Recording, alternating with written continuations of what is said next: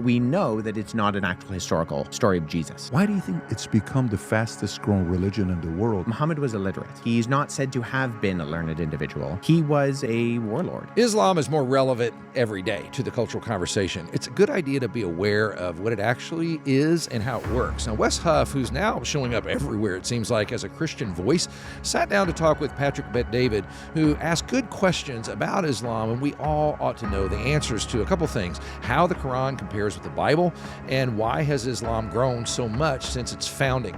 Now, along the way, Huff throws in a guidance system idea we all need to be reminded of as well, so stay tuned for that. I'm Brett. I've been a pastor a long time, and welcome to One Life Network, where we love engaging in culturally important questions. And if you do too, please hit subscribe and leave us a comment. We'd love to hear from you. Now, let's get to Wes Huff talking to Patrick Bet-David about Islam. The Quran. After you read the book the first time, what was your impression? Did you say, oh, wow, complete different understanding than what I thought was going to be in a book of Quran? This is actually a great book. I actually enjoyed this. I actually learned this. What was your impression at the end? I mean, have you ever read the Quran? I've never read the book. Okay, so the Quran is interesting in that when you come to it, especially if you're a Christian and you're expecting things to be chronological, and when you open up a Bible, Genesis... Structured. Right. Genesis says, in the beginning, and that's in the beginning. And by the time you get to the end, Revelation is the end, right? The Quran is structured differently in that the biggest chapters are at the beginning and the smallest chapters are at the end. So there's 114 surahs or chapters in the Quran, and the way that it's been put together and structured is very, very different than something like the Bible, in that it's not in a narrative theme or a chronological theme, but it's on the basis of the chapters. And there are various reasons for that in terms of the overall way that the Quran eventually got codified. Because during Muhammad's lifetime, the Quran was oral. And actually, there was a hesitancy after Muhammad died in 632, I believe it was. Muhammad dies. I could be wrong on the date. I'm just going off the top of my head. Muhammad dies, and actually the Muslims who are following him have a hesitancy to write it down because Muhammad never told them to write it down. But there's this process that eventually gets put into place because Muhammad's successors in the caliphs realize that people have memorized the Quran differently. And so there's... What does that mean? Memorize the Quran differently? Yeah. So you had these individuals who were following Muhammad around and they were memorizing everything he was saying. And so part of this process is that people were remembering things slightly differently. And I believe it was so Abu Bakr, who I think is the second rightly guided caliph in the succession after Muhammad, he's the person who starts the process of kind of bringing together all of these recitations of the Quran. And then that's finalized under a later caliph by the name of Uthman. And Uthman, I think when they come to Abu Bakr, the statement literally that they say is, save us before we differ like the Christians and the Jews before us. And that they saw that there were some things that the Christians and the Jews were disagreeing on between their written texts, and they didn't want that to happen with the Quran. And so there's a period of time under Uthman where it's called the Uthmanic revision, where he gathers all of these documents together, all of these different recitations, and he codifies it into one document and he destroys all of the differing ones. So in that sense, you do have a standardized version, but it's what's in terms of like the history of how texts are produced and disseminated, it's what's called a controlled transmission.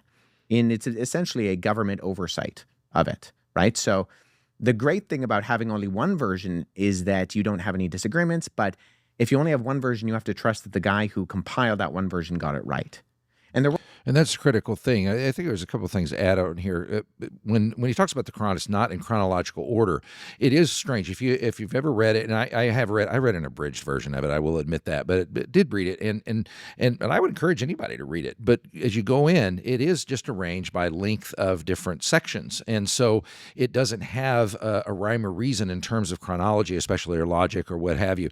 I have to add this. So Anthony Flew, he was a very popular atheist during the 20th century and into the 21st. But he was asked about the difference between the Quran and the Bible, and he said to read the Quran is a penance rather than a pleasure. It is difficult to suggest any superior principle of organization. He went on to say the Bible is very readable, and that really is the difference. And I would love for people to compare that. Also, you have to remember that it's thought that basically Muhammad's life went in 3 phases. When he first started off, he was trying to be a prophet, and he was very peaceful, and he was just kind of preaching. And then he wasn't really received very well. And then he went on defense. That's the next phase. And then finally, when defense didn't work, he went on offense. But they're not chronologically put together in there. So that's why you have all these kind of verses flying around, and you really don't know exactly how you're oriented.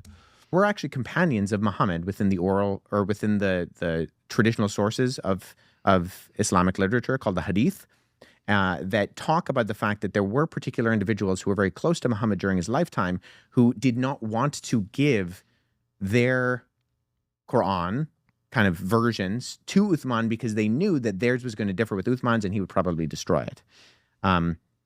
And so you have these are not, I mean, controversial in the sense that these are part of the traditional Islamic sources in the Hadith. But I think within the history of how the Quran gets put together, you see something very different than what you see in the Bible. And so when you're reading it, especially if what I did, open up the front and then read all the way through, there are parts of the Quran that are confusing because they don't necessarily follow what would be considered a overly rational order in terms of the flow of the text. So I open it up, I read it. Some things sound familiar in some ways, in that it's talking about Moses and Noah and even, Jesus, Mary are in there. But there are components of it that they're so far from what the biblical narrative is that it just seems off. And I think there's a very often in a sense that it's not chronological. Yeah. It's not in. Is that what you mean? That's off, or well, the stories are very different a lot of the time. So, Okay. what I think we can derive from the historical record is basically that if you take the traditional Islamic narrative, Muhammad was illiterate. So he's not said to have been a learned individual. And so he is, if we take the traditional narrative once again, he's a caravaner in 7th century Arabia. And so he is going around Arabia in the Arabian Peninsula. He's going up into countries like what are today modern day Jordan. what is this, Rob? Is this ChatGPT you pulled up, or No, this was just Google. Oh, okay, got it. Yeah. Yeah. So if we go by that traditional narrative, he's a caravaner, he's going around, he's being exposed to Christians and Jews because they're all over the place in Syria and in Jordan and in Iraq. These were Christian countries a lot of the time. And that's important to remember too. And also you're talking 600 years after Jesus was on the earth. That's how much time had developed. And the theory is that Muhammad was very much exposed to Judaism, Christianity. So he heard these bits and pieces of both of their stories coming out of Arabia. he's hearing these stories about who the Christians and the Jews believe are their prophets and individuals within that are part of the religion. But he's not able to discern between the difference between an actual historical source like, say, the four Gospels, Matthew, Mark, Luke, and John, and, say, apocryphal Christian tales that are floating around the Arabian Peninsula. Mm-hmm. And so because there is this inability to actually discern between those sources, some of those things get incorporated into the Quran. So, and we can trace this. A friend of mine, Andy Bannister, did his PhD dissertation, and then he published a book on this. It's called The Oral Formulaic Construction of the Quran, where we can actually tie certain stories in the Quran to apocryphal sources that were floating around in the subsequent centuries after Jesus. So there's a document called the Infancy Gospel of Thomas, not to be confused with the Gospel of Thomas, which is very different. But the Arab Infancy Gospel of Thomas has a story where Jesus, the childhood Jesus, is making clay birds beside a riverbank. And the Jewish officials get mad at him because he's doing this on the Sabbath. He's breaking the Sabbath. They go off to get his parents to get him into trouble. And Jesus breathes on the birds. They turn into real birds and they fly away. So this is an apocryphal story. It comes centuries after the actual historical Jesus. No, it'd be cool if it was an actual story. I kind of like that. It'd be fun to preach on something like that. It has no historical ties to the historical Jesus, but it's a popular story that's being incorporated into this infancy narrative. In the Quran. So the Quran adopts it. So we can trace it to the infancy gospel of Thomas and then the later Arab infancy gospel of Thomas. The Quran borrows it and incorporates it, but we know that it's not an actual historical story of Jesus. So when I say that there were stories that like they're familiar. So what's your point with that? What's your point with that? That there are stories that are familiar in that you're seeing the name Jesus. You're seeing the name John the Baptist. You're seeing the name Mary. But when you're reading these stories about them in the Quran, they're not stories that they're not echoing biblical stories as much as they're talking about these characters in very different ways that if you don't know about, say, where these sources are coming from, if you're not looking into the infancy narratives, then you're like, well, what is this? Like, this is confusing. Is this more information? Is this right information? And so now later. No, this is an important point too, because what you'll find, and again, if you read the Quran, which I encourage you to do, and you're also familiar with the Bible, one little experiment I would do is go and look at reread the story of Joseph in the book of Genesis. There's been a musical about it. It is an absolutely beautiful story and beautifully told in the literature. It really is just good literature, whether you believe or not. And then go read the same story's version in the Quran, and you'll see kind of what he's getting at. In life, in my formal education, digging into some of those things and figuring out, okay, well, here's how we trace those sources. Here's the paper trail. Here's how we can connect those dots between where potentially the author of the Quran was actually getting them from.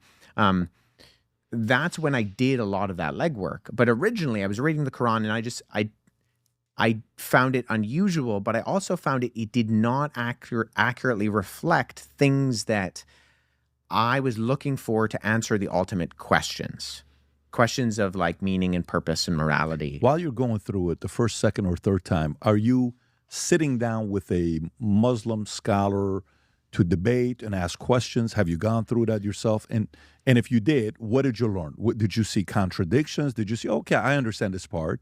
Yeah, I would routinely meet with Muslims, especially in like my university years. There were times where every Ramadan, my Muslim friends were reading the Quran, and so I would read the Quran alongside them. So we would read the entirety of the Quran during the time of Ramadan, and I would use that as an opportunity both to learn, but also to I wanted to be an example to them. So, by the way, that's an extremely cool thing. He did that. When I read the Quran, I didn't do that. I did some work in Muslim countries and things of that nature, but I didn't go through Ramadan and all that. But that's an amazing thing he did. When you were talking about my attitude in the way that I approached my conversation with Billy, that's been my attitude all along, in that I'm part of an organization that does Christian apologetics. And apologetics That's is the organization in Toronto you were talking about. Yeah, right. so it's in Canada, Apologetics Canada. But apologetics is just a word that means to give it a reason or to give a defense. And it comes from a passage in 1 Peter 3:15, which says, "But in your hearts revere Christ as Lord. Always be prepared to give an answer to everyone who asks you to give the reason for the hope that you have." But then it's the last part in that verse that I think is just as important. Not just be prepared to give an answer, but Peter says, "But in your hearts revere Christ as Lord. Always be prepared to give an answer to everyone who asks for the reason for the hope that you have. But do so with gentleness and respect, keeping a clear conscience, so that those who speak maliciously against your good behavior in Christ will be ashamed of their slander." And that's the reminder that I was talking about before. And I think when we approach these conversations, whether we're talking to, agnostics, atheists, Mormons, Muslims, for someone like myself who claims to be a Christian, if I'm only giving answers, but I'm not revering Christ as Lord in my heart, and those answers aren't done so with gentleness and respect, keeping a clear conscience, then I'm not actually obeying that command in Scripture to give an answer, because it needs to be sandwiched in between those two things. Yeah, I love that. Let me go a little bit deeper with this. So, question for you. Somebody may say, okay, so the Quran, and the illiterate prophet, Muhammad, right? and, inconsistencies in the book that was written. Not like the Bible where you're kind of going through it and it's a Old Testament, New Testament. I kind of feel like, okay, when I'm going through letters or Matthew, Luke, I'm kind of feeling, he's given his testimony, he's given it. Maybe there's a little bit of differences, but for the most part, I can see how their point of view while they're walking with Jesus, they see this. Okay. Why do you think the religion, 610, 632, Common Era, Quran is done, from 632 to today, why do you think it's become the fastest growing religion in the world? And now they have, I don't know what the number is, 1.5 billion, maybe 1.4 billion. I don't know the exact number, but it's somewhere around there, 1.9 billion. Why do you think it's grown exponentially that at this point they're saying in the next 30 years it's going to be the biggest religion in the world? And some even say where 30% of House or Senate in America could be run by Muslims. Why do you think it's grown so big? And that is an excellent question. Check out his answer here. Yeah, I mean, I don't know if I have an exact prognosis. I mean, Islam is a very different religion than something like Christianity in that it has a socio-political component to it that Christianity doesn't, in that it is a political religious system. And it was designed that way from its beginning, in that Muhammad, if once again we're assuming that the traditional Islamic sources are correct, he was a warlord. And so if from its inception there's been a different attitude, Jesus was the crucified Messiah, in that he said, I've come to not be served, but to serve. And so when we see the beginnings of Christianity, we see an attitude where people are motivated by love your neighbor, pray for those who persecute you, love those who hate you. If a Roman soldier asks for your tunic, you give him, your undercoat also. And so there's a different attitude when we look at the substance of something like Christianity, in that Christians were willing to be persecuted and die because they believed that Jesus had already won, that he was sitting at the right hand of the Father. And so their battle cries were pray and pray, evangelize, and be willing to lose your life for this message.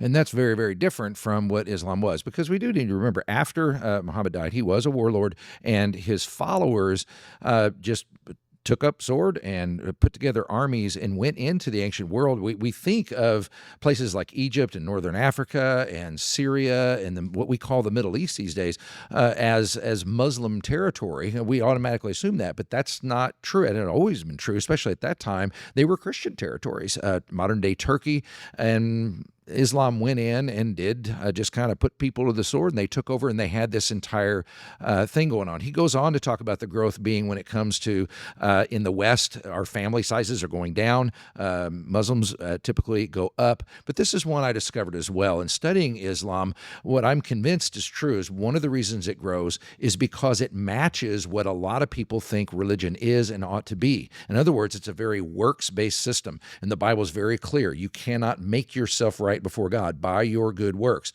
But Islam says the exact opposite thing. It has a concept, I forget what's the word in Arabic, but as a concept of literal scales. At the end of time, there will be scales. Your good's over here, your bad's over here. If one outweighs the other, that's where you go. And that sounds very sensible to people, and they can grab hold of that. And that's what I think the attraction is. That kind of matches the way we automatically think, as opposed to believing in Jesus and receiving grace as a free gift and things of that nature. We get into this more in this video with Cliff Connectley. He sat with Patrick Bet-David as well and responded to Andrew Tate. So check that out if you want to know more. See you next time.